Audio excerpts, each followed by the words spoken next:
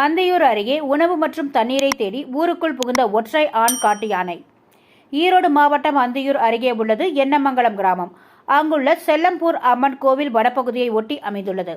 இந்நிலையில் வனப்பகுதியில் இருந்து இன்று அதிகாலை தண்ணீர் மற்றும் உணவை தேடி வெளியேறிய ஒற்றை ஆண் காட்டு யானை எண்ணமங்கலம் பகுதியில் விவசாய நிலங்களுக்குள் புகுந்துள்ளது. இதனை கண்ட விவசாயிகள் அந்தியூர் வனத்துறையினருக்கு தகவல் தெரிவித்தனர். தொடர்ந்து வனத்துறையினர் மற்றும் விவசாயிகள் ஒன்றிணைந்து சத்தம் எழுப்பி யானையை வனப்பகுதிக்குள் விரட்ட முயன்றனர்.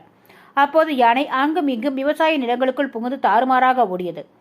யானையை பின்தொடர்ந்து சென்ற வனத்துறை ஊழியர்கள் மற்றும் விவசாயிகள் யானையை வனப்பகுதிக்குள் விரட்டும் பணியில் ஈடுபட்டு வருகின்றனர்.